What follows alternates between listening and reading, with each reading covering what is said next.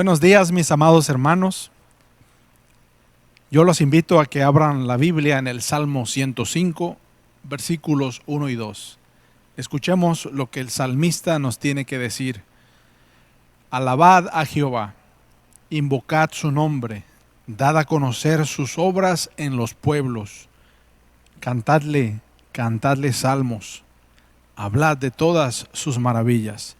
Amados hermanos y amigos que a través de esta plataforma de YouTube nos siguen, el día de hoy, 8 de noviembre de 2020, nos toca adorar a Dios. Es un imperativo, es un mandamiento, y lo mejor de este mandamiento es que nos gusta y que nos deleitamos en él, y el mismo Dios se deleita en que nosotros elevemos nuestra oración y nuestra adoración a él. Acompáñeme con una oración.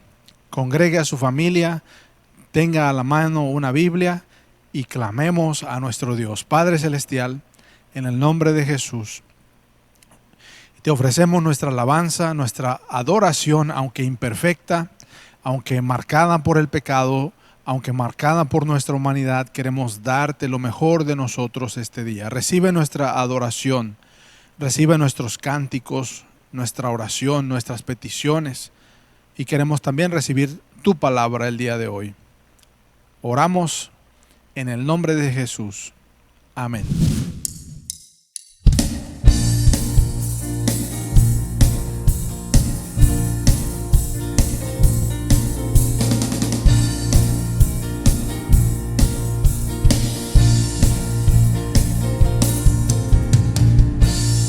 Te bendeciré en la tierra que fértil es, en lugares de leche y miel.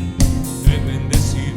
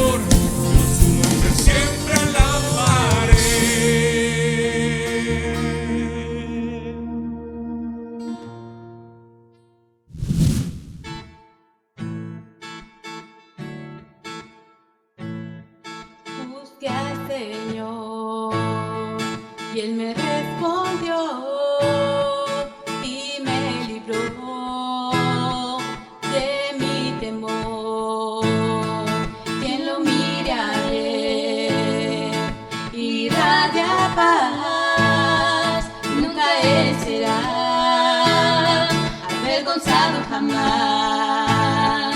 Este hombre clamó y el Señor me oyó y me salvó del opresor. El Hijo de Dios nos rodeará y Él nos librará del enemigo voraz. A Jehová engrandecer, exaltar su nombre, unidos al Señor glorificar.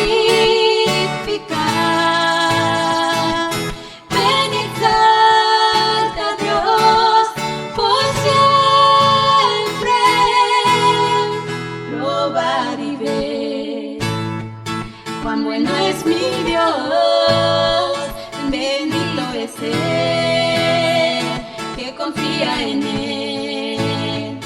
Temer a Dios, su santo soy, y todo Él les dará, nada les faltará. A Jehová engrandecer, exaltar su nombre, unidos al Señor glorificar. Ven y exalta a Dios por siempre. Bendecida a Dios, día y noche da alabanza al Rey, honra y gloria a Él. Bendecida a Dios, día y noche da alabanza al Rey, honra y gloria a Él. Bendecida a Dios, día y noche da alabanza al Rey, honra y gloria a Él. A Jehová engrandecer, exaltar su nombre, unidos al Señor glorificar. Ven y exalta a Dios por siempre, probar y ver cuán bueno es mi Dios, todo Él te dará, nada te faltará.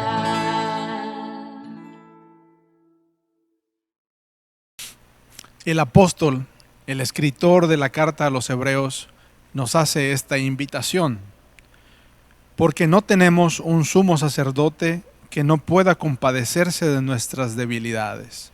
Estoy leyendo Hebreos 4, 15 y 16. Sino uno que fue tentado en todo según nuestra semejanza, pero sin pecado. Acerquémonos pues confiadamente al trono de la gracia para alcanzar misericordia y hallar gracia para el oportuno socorro. Fíjese cómo nos invita y nos dice: acerquémonos pues confiadamente. ¿Por qué razón? Por Jesucristo.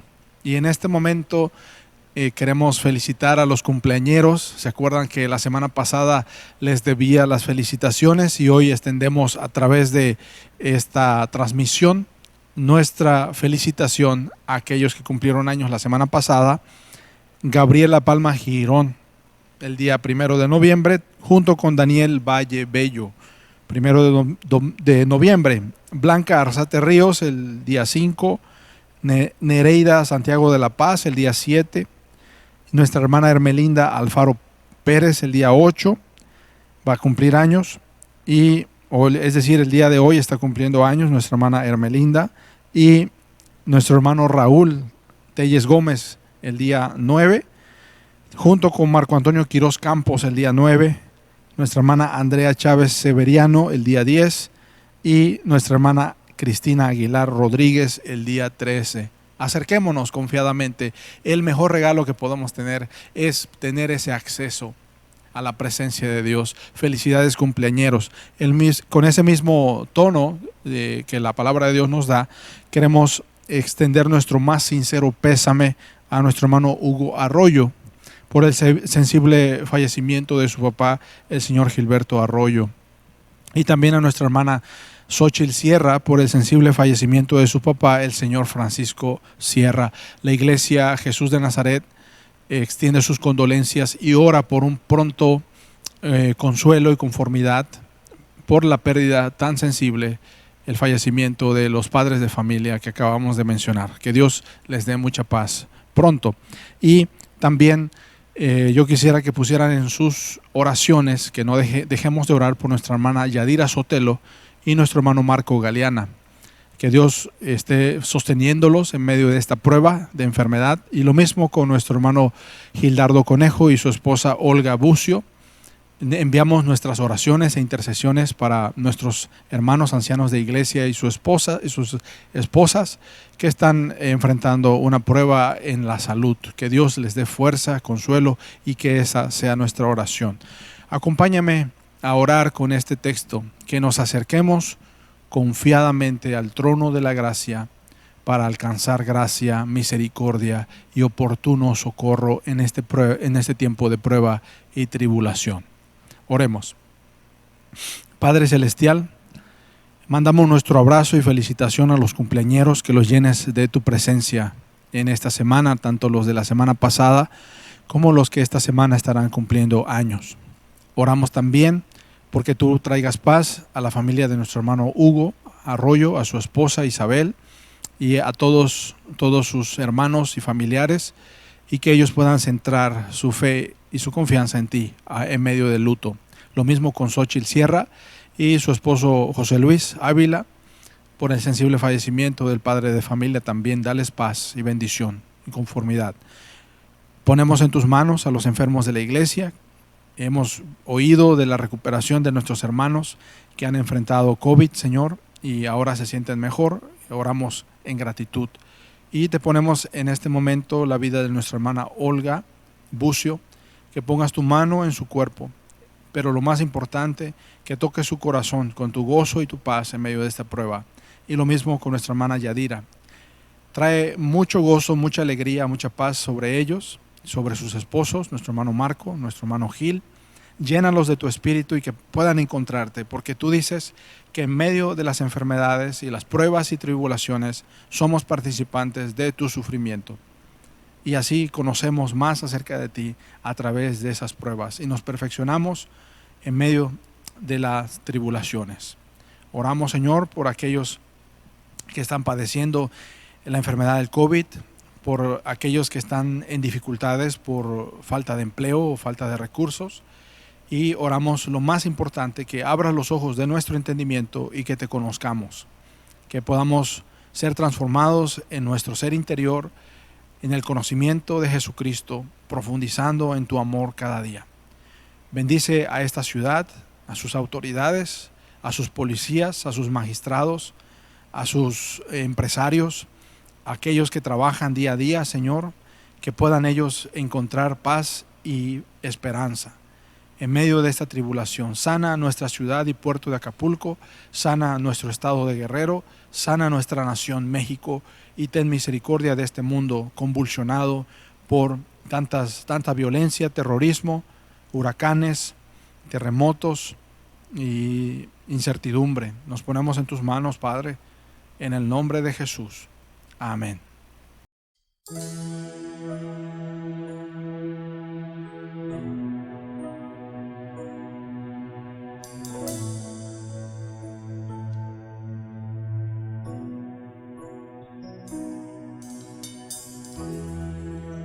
Es más que una canción, es más que palabras, es mi corazón rendido a ti, es lo mejor de mí, lo que vengo a darte. Ya no es suficiente una canción. que tú me pidas, yo te quiero dar.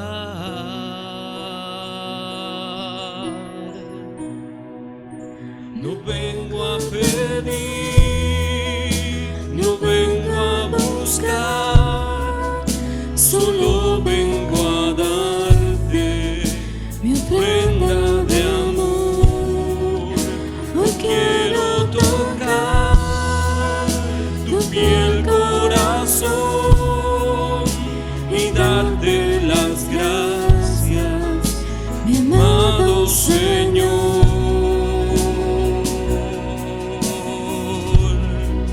Hoy te vengo a bendecir, a ti, a ti.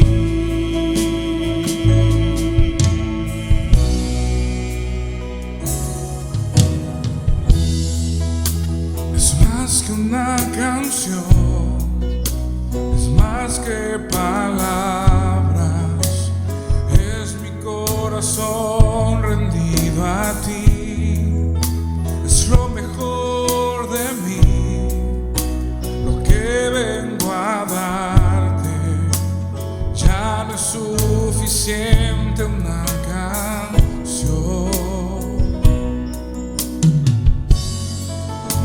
Lo que tú me pidas, yo te quiero dar.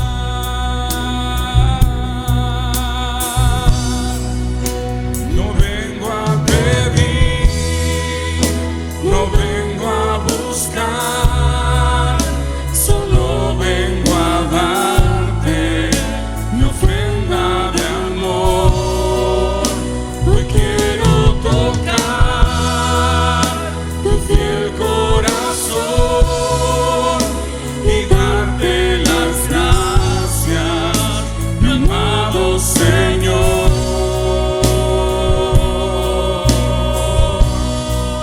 Hoy te vengo a bendecir, a ti, a ti.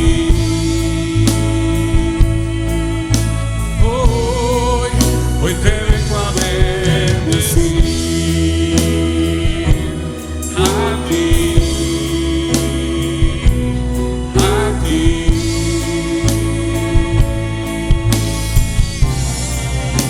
No vengo a pedir, no vengo a buscar, solo vengo a darte mi ofrenda de amor.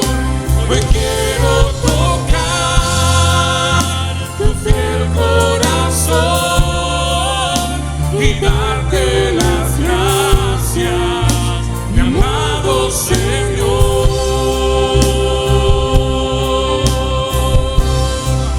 Hoy te vengo a bendecir, a ti, a ti.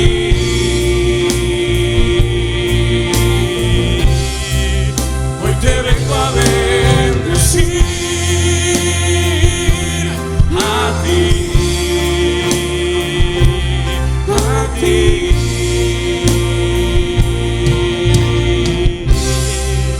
Hoy te vengo a bendecir.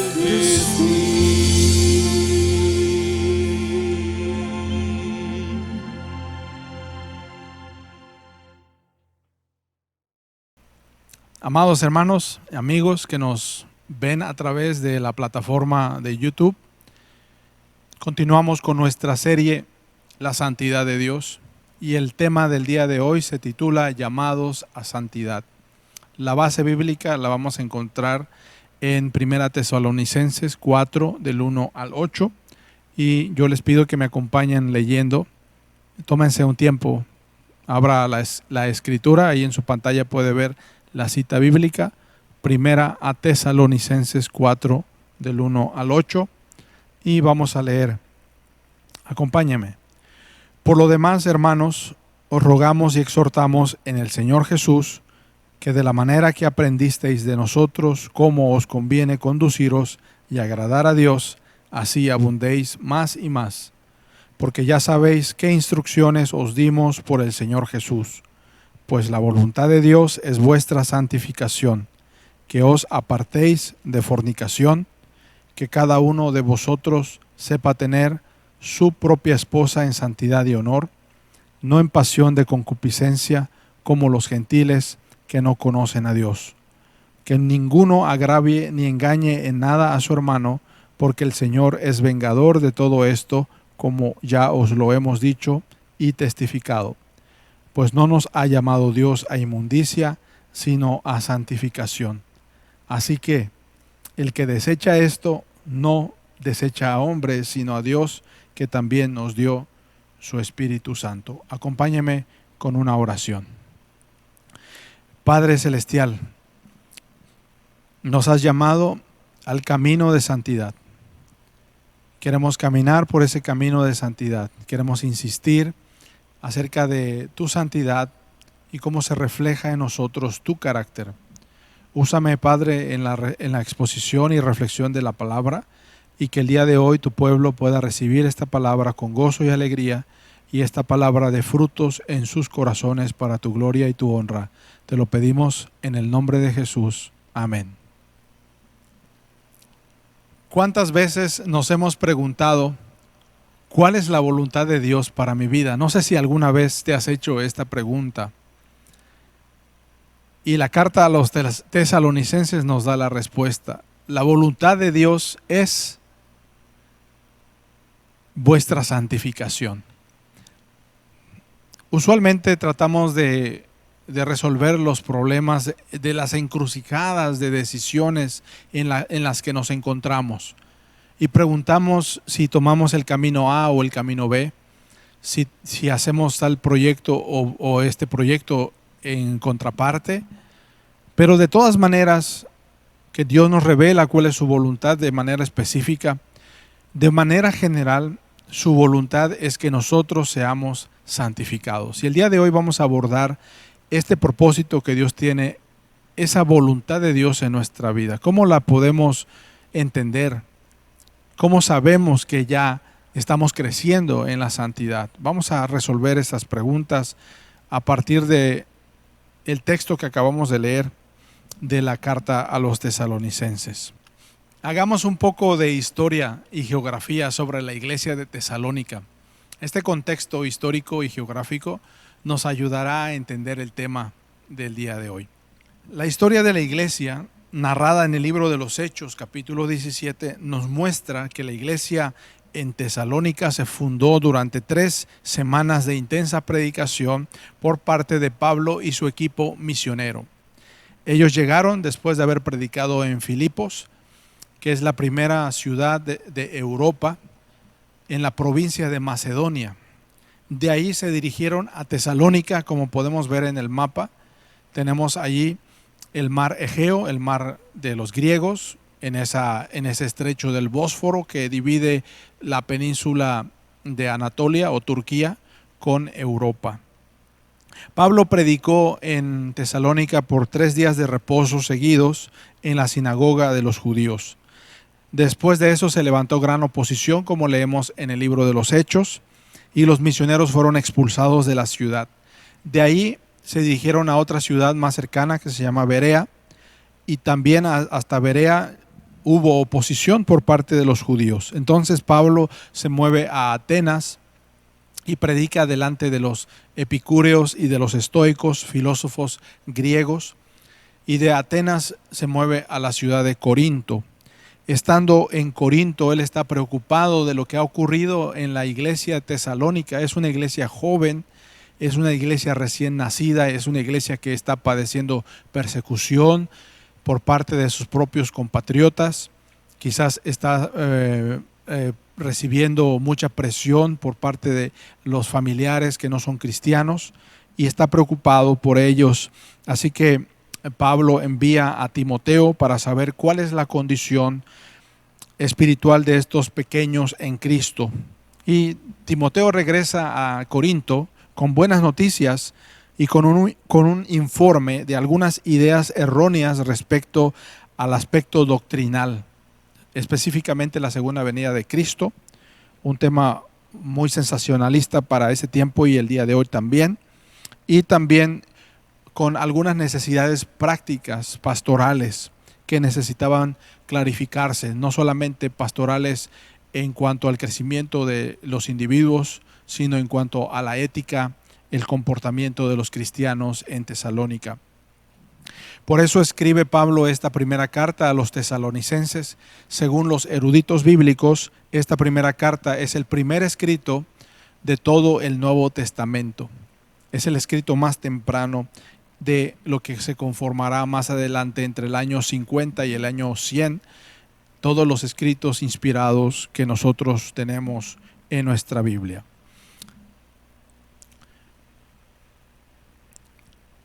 Como ustedes ven, Pablo planta esta iglesia de Tesalónica durante este segundo viaje misionero y cerca del año 51 después de Cristo.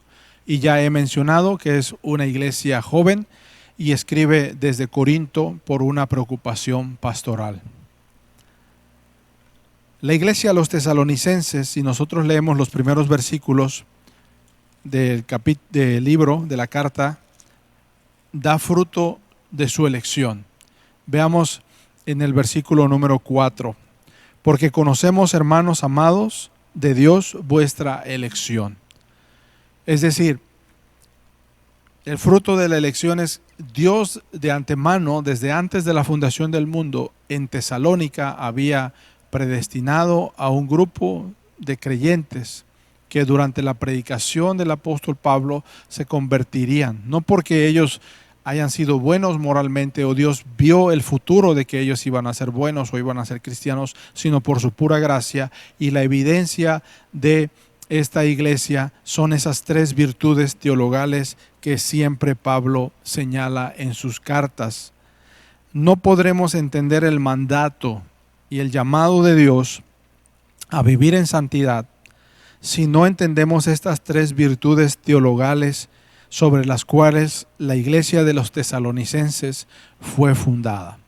¿De cuáles virtudes estamos hablando? Acompáñame ahí en el capítulo 1 de Tesalonicenses, en el versículo número 3. Dice así: acordándonos sin cesar delante del Dios y Padre nuestro de la obra de vuestra fe, es la primera virtud, del trabajo de vuestro amor, la segunda, y de vuestra constancia en la esperanza en nuestro Señor Jesucristo. Note estas tres virtudes, usted las puede ir señalando. ¿Se acuerda que en la primera carta a los Corintios también menciona Pablo que permanecen estos tres, la fe, la esperanza y el amor, y dice que el mayor de ellos es el amor?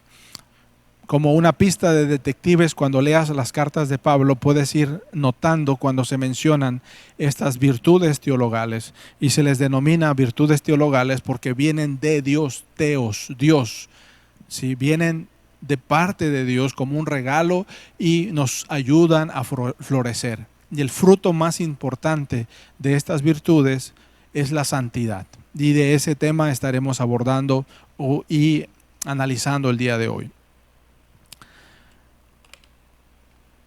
Avanzamos en nuestro mensaje. La joven iglesia de Tesalónica muestra estas tres virtudes. Vea este cuadro sinóptico que he preparado. Número 1, a pesar de los problemas y de la intensa persecución que viven en Tesalónica, y la pobreza también, en otra carta se menciona la pobreza de esa iglesia. No era una iglesia con mucha gente pudiente o con mucha libertad económica, pero esta iglesia permanece fiel en la fe, no por la prosperidad que el evangelio les pudo haber dado o por la falsa promesa de prosperidad, sino porque se mantienen fieles en la fe y proclaman el evangelio, las buenas nuevas de Jesucristo, de tal manera que Pablo dice: no tengo necesidad de predicar, porque en todo el mundo conocido se habla de la fe de los tesalonicenses. Tiene esa característica. Vea muy importante este punto. La fe mira al pasado. Note muy bien.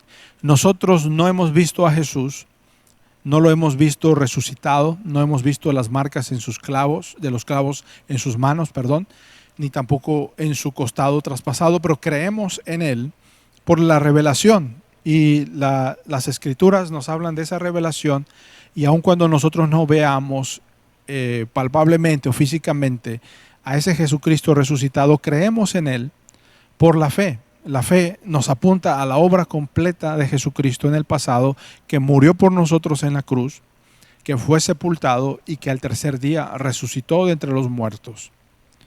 Es una obra completa y consumada que no le hace falta nada que nosotros le añadamos. Y es importante asentar eso. La fe de los tesalonicenses, aunque incipiente, está fundamentada en esas obras salvíficas. Esta iglesia, si ustedes leen los 5 capítulos de corrido, se van a dar cuenta que es una iglesia que estaba confundida doctrinalmente respecto a su esperanza en la segunda venida de Cristo y las doctrinas relacionadas al fin de los tiempos. Era tanta su confusión que Pablo tiene que mandarles 2 cartas para aclarar ese tema. Había ocurrido un fenómeno. Ellos esperaban la segunda venida de Cristo, pero algunos de los miembros de la iglesia se habían muerto y estaba circulando un rumor que qué iba a pasar con los muertos, que se iban a perder de la segunda venida porque ya habían muerto. Y Pablo habla de esta doctrina de que la venida de Jesucristo será visible y habrá un arrebatamiento visible en donde la iglesia de Jesucristo, los muertos en Cristo resuciten primero. Va a ser evidente a todos por el toque de la final trompeta, y habla de esos eventos en donde ya se inaugurará un cielo nuevo y una tierra nueva, como se complementa en los demás libros de la Biblia a partir de la resurrección y la venida de Cristo. Y no hay otros eventos sensacionales que se entremezclan en algunas doctrinas de algunas corrientes evangélicas que se proclaman el día de hoy. Entonces, si usted se da cuenta, la fe apunta al pasado, a la obra completa de Jesucristo, y la esperanza apunta al futuro, a la venida de Jesucristo. Y este aspecto doctrinal es muy importante. ¿Por qué? Porque ya vimos dos virtudes teologales, que es la fe y la esperanza, pero nos hace falta el amor. La iglesia joven de Tesalónica, la iglesia perseguida, pobre, sufriente ahí en Tesalónica, necesitaba aprender que la santidad es el amor en acción, y brota cuando tenemos una fe bien cimentada y una esperanza clara respecto al futuro. ¿Se da cuenta? Entonces, moralmente ellos están siendo presionados por las corrientes de ese mundo. Se acaban de convertir y puede haber tentaciones de parte del mundo circundante a la iglesia para hacerlos volver o recaer en el pecado. Y por eso, si ellos tienen fe, si ellos tienen esperanza, se va a manifestar en el presente a través del amor. La fe mira al pasado, la esperanza mira al futuro, pero en el presente ambas virtudes se conjugan y dan como fruto el amor y una vida de santidad. De eso estamos hablando el día de hoy, y vamos a ver este día que cómo el apóstol Pablo va mezclando estas 3 virtudes para desarrollar el tema de la santidad. Y bueno, vamos ahora a movernos a la exhortación de Pablo, al capítulo que nos corresponde el día de hoy, capítulo 4 de Primera a los Tesalonicenses, versículo número 1. Por lo demás, hermanos, os rogamos y exhortamos, es una exhortación, en el Señor Jesús, que de la manera que aprendisteis de nosotros cómo os conviene conduciros y agradar a Dios, así abundéis más y más. La santidad es el único aspecto del estilo de vida que agrada a Dios. En este capítulo estaremos viendo 3 aspectos del llamado de Dios a una vida de santidad. El primero de ellos es veamos. El llamado a la santidad no es para todos, es para los elegidos. Los que van a vivir en santidad son los que tienen el fruto de la elección. ¿Cómo puedes saber si eres elegido y predestinado? tu vida de santidad. Si no te anima y no te agrada caminar en santidad, es que tienes una mente reprobada todavía. Y el llamado del mandamiento es dado a un pueblo redimido. Versículo número 2. Porque ya sabéis qué instrucciones os dimos por el Señor Jesucristo. La palabra instrucciones aquí es la misma palabra del Antiguo Testamento que se da cuando son los mandamientos. Las instrucciones como el manual del instructivo del fabricante. ¿Cómo nosotros podemos vivir? Este pueblo ha sido redimido, como vimos el tema de la semana pasada. Ha sido salvado del pecado. En el Antiguo Testamento la figura es Egipto. En el Nuevo Testamento somos redimidos del mundo o de esa Babilonia en un sistema de prostitución a un pueblo nuevo. Y este mandamiento es dado a ese pueblo redimido. Como los 10 mandamientos fueron dados al pueblo de Dios, redimido de Egipto, este mandamiento de santidad de nuestro comportamiento es dado a la iglesia, solo a la iglesia, a los discípulos de Jesucristo. Si tú no eres un discípulo de Jesucristo, no lo vas a poder entender ni lo vas a poder vivir. Tienes que empezar el discipulado, tienes que empezar con el seguimiento de Jesús. Número 2. El segundo aspecto del llamado de Dios a una vida de santidad es el más alto propósito que Dios tiene para nosotros. Versículo número 3. La voluntad de Dios es vuestra santificación. Como empezábamos el mensaje, la pregunta es, ¿cuál es la voluntad de Dios para mi vida? Casarme con fulano o sotano, ¿no? Una soltera, ¿no? O un joven soltero, casarme con esta chica, con la voluntad de Dios es que ya sea esta chica o la otra, este joven o el otro, este trabajo o esta carrera, es que en medio de esas, si tú cometes equivocaciones, tú entiendas que el llamado de Dios es la santidad. En medio de tus errores, malas decisiones, el llamado de Dios sigue siendo la santidad, a pesar de que te equivoques en las decisiones que tú tomes. El más alto propósito de Dios es no que tengamos un buen esposo o una buena esposa para los jóvenes, o un buen trabajo, un buen automóvil, un buen proyecto, sino que nosotros seamos más como Cristo, porque en eso se resume la santidad. Dios es santo. Este es el principal rasgo de su carácter. Y el diccionario habla que la santidad de Dios se deriva de la proximidad al Dios santo o de nuestra relación con Él. La única manera en que nosotros podemos ser santos es estar relacionados con Dios. La relación con el Dios santo nos hace partícipes de esa santidad con Dios. Estar próximos a Jesucristo, Jesucristo nos hace partícipes de su santidad. Quiere que participemos de su misma naturaleza. Quiero que vean esta definición del diccionario que encontré. El diccionario señala algunos sinónimos que describen la santidad de Dios y me llaman la atención. Son siete que podrían encontrarse a lo largo de la Biblia. El número 1 es poder. ¿Sí? La santidad de Dios es un poder que Él tiene, que también lo transmite a los seres humanos. Habla de su gloria, de algo que tiene un peso de valor alto. Habla de trascendencia, es decir, va más allá de lo que el ser humano puede pensar o reconocer. Trasciende las barreras del tiempo, del espacio, de las debilidades. Unicidad, porque habla acerca de esa objetividad que tiene Dios y en su carácter único, diferente, que no se puede comparar. Exclusividad. Tanto Dios habla de ser nuestro Dios y nosotros de su pueblo exclusivamente. El número 5. El número 6, pureza. También sería un sinónimo de santidad.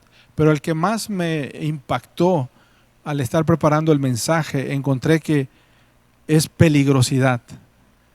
Es peligroso ser santo. ¿Sí? Es peligroso para bien o para mal. Es peligroso acercarnos a un Dios santo, para bien o para mal.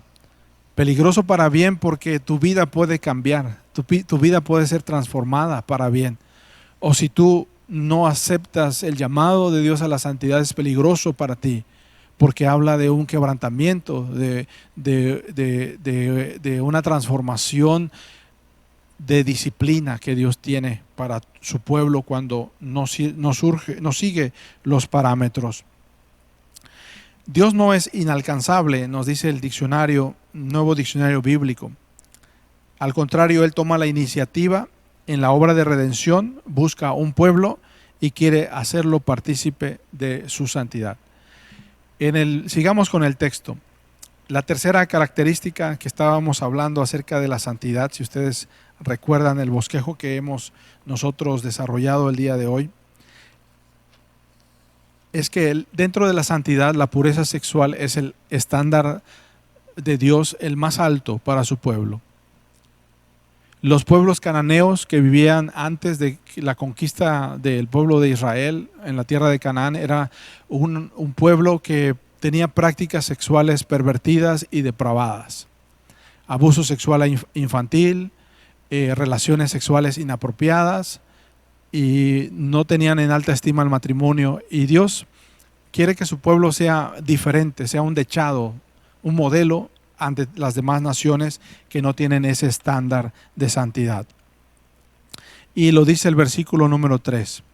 El versículo 3 del capítulo 4 dice que os apartéis de fornicación. Aquí está hablando de un pecado sexual. Y en este aspecto vamos a subdividir el tercer punto en unos puntos que se derivan. Somos llamados a vencer en una generación que nos bombardea de impureza sexual. La carta a los tesalonicenses fue escrita alrededor del año 50 después de Cristo. Y el día de hoy estamos viviendo en el año 2020, ya casi 2000 años de diferencia, pero la misma presión que sentían los tesalonicenses es la misma presión que sentimos el día de hoy a través de las redes, a través de las calles, de los anuncios, de la publicidad, que somos bombardeados. El mundo está bombardeándonos continuamente para llenar nuestra mente de impureza sexual. Y en las redes sociales, los videos de TikTok, los videos de Facebook, YouTube, nos bombardean continuamente para que nuestra mente se contamine de esta impureza sexual. Y no es necesario estar casado para cometer adulterio, ¿no? O la fornicación. Estamos hablando de pecados sexuales que pueden ser desde la mente y el corazón. Estamos en una sociedad llena de lujuria, una sociedad llena de lascivia, que vende por medio de la vista y sabe que lo que es atractivo a la vista y lo que es atractivo a través de la venta sexual, pues va a hacer más rating o más mercadotecnia. La impureza sexual, amados hermanos y amigos, tiene como finalidad destruir vidas. Ya no tienen la misma productividad. Una vida cargada de impureza sexual no tiene la misma productividad. No solo eso, sino también las familias son destruidas. Cuando el adulterio y la infidelidad entran, familias completas, corazones son destruidos por medio de la infidelidad sexual, el adulterio. Ya sea que te encuentres en una relación matrimonial o estés soltero con miras al matrimonio, o tú digas nunca te vas a casar, la fidelidad y la pureza sexual no son negociables. Y esto lo vemos en el versículo número 4. Vamos al versículo 4 de 1 Tesalonicenses.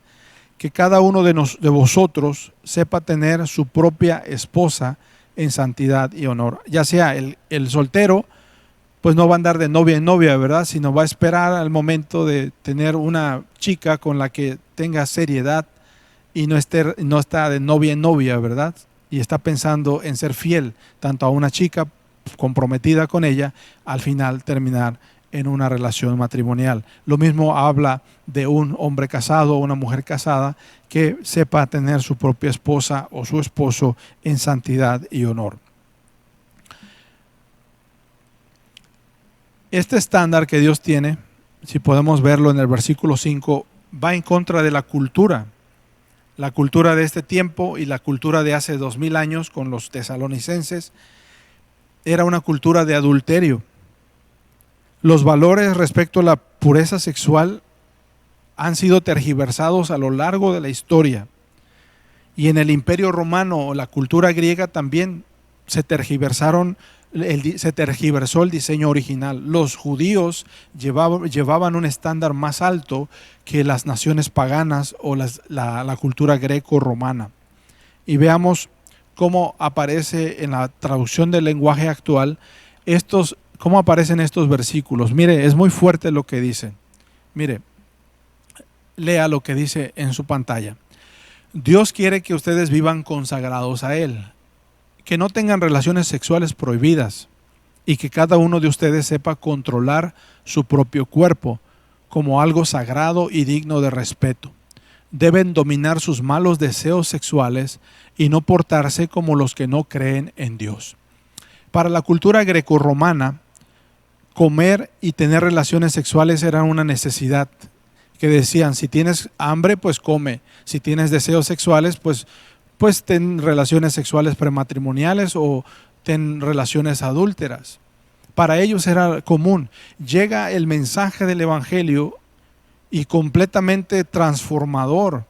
Es un estándar que los grecorromanos no tenían. La gente de Tesalónica, la gente del Imperio Romano no lo tenía. Acuérdense que Filipos y Macedonia son la cuna de la helenización de todo ese mundo conocido de aquel entonces. De Filipos, de Tesalónica, surge Alejandro el Grande, que a la edad de 33 años ya había conquistado medio mundo. Y no solamente había conquistado con la guerra, sino llevado el lenguaje helenístico, el lenguaje griego y la cultura helenística también, con sus valores. Ahora el judaísmo lleva el estándar de la fidelidad sexual, de la pureza sexual.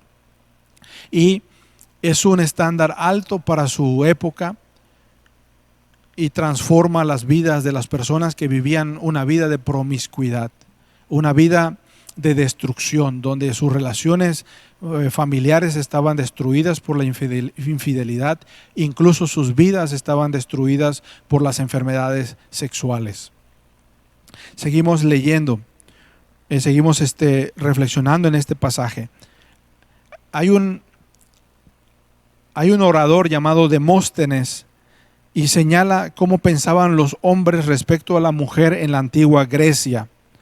Y dice Demóstenes, tenemos etairas para el placer, es un eufemismo para prostituta. Tenemos concubinas para las necesidades diarias de nuestro cuerpo, pero esposas que nos den hijos legítimos y sean las guardianas fieles de nuestros hogares. Para ellos era normal vivir una vida de promiscuidad, de prostitución, una vida de infidelidad. El adulterio, amigos, no solo es un pecado, que uno dice es que alguien cometió adulterio. Adulterio significa como es una condición. Por ejemplo, decimos que la leche está adulterada. 90% de la leche es leche, pero 10% es algún químico venenoso, podríamos así decir. O si tú tuvieras una botella de tequila, que dicen esta botella de tequila es 90% de puro agave, pero 10% es de una sustancia venenosa. Cualquiera de las dos, un vaso de tequila o un vaso de leche que tenga el 90% puro, pero 10% adulterado, de un químico, pues todo el estado en el que se encuentra ese líquido, esa sustancia, está adulterada. Así que, amigos, ¿tú te tomarías un vaso de leche 90% puro y 10% adulterado? Seguramente que no, porque toda la condición de ese vaso es adulterio, es decir, no está totalmente puro, no está purificado. El hecho del acto sexual no solamente es el adulterio, sino es una condición que estaremos viendo un poco más adelante que Jesucristo señala. Sigamos en el pasaje. En el punto número 3 todavía no terminamos de desarrollarlo, faltan 2 subpuntos. Dios toma venganza del adulterio. Y Pablo tiene en mente las historias del Antiguo Testamento. Leamos el versículo número 6. Imagínense que que los griegos de Tesalónica llegaron a la iglesia y Pablo se da cuenta de que estos griegos que tienen toda una 300 años o 500 años de tradición de promiscuidad, con una hetaira, con su concubina, luego con su esposa, y llegan a la iglesia y dicen, ven a la hermana, ven a otra hermana y dicen, bueno, yo también puedo tener relaciones adúlteras o relaciones sexuales con esta persona. Pablo dice que no. Dice el versículo 6, ninguno agravie ni engañe en nada a su hermano, porque el Señor es vengador de todo esto, como ya os hemos dicho y testificado. Les está advirtiendo, miren, amigos tesalonicenses, ustedes se convirtieron del paganismo, ustedes llegan a la iglesia y ya no pueden tener esas mismas prácticas y patrones de comportamiento sexual. Ahora deben ejercitar el dominio propio a través de la santidad. Porque si no lo hacen, Dios es vengador de todo esto, dice. Y cuando yo leía esto, que Dios es vengador de todo esto, pensaba en las historias del Antiguo Testamento, específicamente la historia de David. El rey David es un hombre, podemos decir que es cristiano, ha nacido de nuevo, pero él ve la esposa de su hermano, Urías es su hermano, y ve que su esposa está bonita, está guapa, y él decide tener relaciones sexuales con ella. Comete adulterio, y no solo eso, asesina al esposo de Urías, al esposo de Betsabé, a Urías, y lo que ocurre es que Dios al final de cuentas toma venganza en la vida de David. Así claramente, acuérdese del último punto de la definición de santidad. Peligrosidad. Y ahorita vamos a abordar ese punto de la peligrosidad. Amigos, ustedes han llegado a la iglesia cristiana, se han convertido a Jesucristo. Y Jesucristo nos está hablando de un estándar de santidad que el mundo no tiene, contracultural, específicamente en nuestro comportamiento sexual. Y que somos bombardeados continuamente a través del internet, de pornografía, de pensamientos lujuriosos y de lascivia. ¿Cómo podemos derrotarlos? El día de hoy el apóstol San Pablo nos está dando la clave, que es a través de la fe y de la esperanza que dan un fruto de santidad en nuestra vida. Y la última parte de este punto nos dice, es necesaria una clara distinción de santidad contra inmundicia, y Pablo tiene en mente los estándares del libro de Levítico. Veamos el versículo 7. Pues no nos ha llamado Dios a la inmundicia, sino a santificación. Cuando tú lees el libro de Levítico, habla de animales puros e impuros.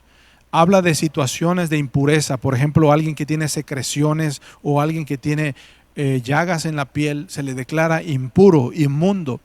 Habla de cadáveres, de que si encuentras un cadáver en el camino y tocas el cadáver de un animal o de un insecto o de una serpiente, un reptil, tú quedabas contaminado por 7 días. Y si todavía no tenías alguna reacción por alguna infección, tendrías que pasar otros 7 días. Suena como a COVID, ¿verdad? 7 días de estar ahí en cuarentena, otros 7 días hasta que los síntomas se quitaban en 14 días. El libro de Levítico nos habla de esa inmundicia. Si alguien pisaba excremento humano, excremento de animal, tenía que lavarse y permanecerse en aislamiento por un tiempo hasta la noche para quedar purificado.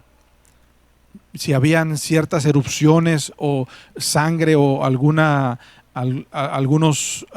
enfermedades cutáneas que podían contaminar a alguien, esa persona era declarada inmunda. Y por eso el libro de Levítico nos habla de la santidad. Dice, Dios no nos ha llamado a inmundicia, sino a santificación. Y está pensando en el sacerdocio del templo.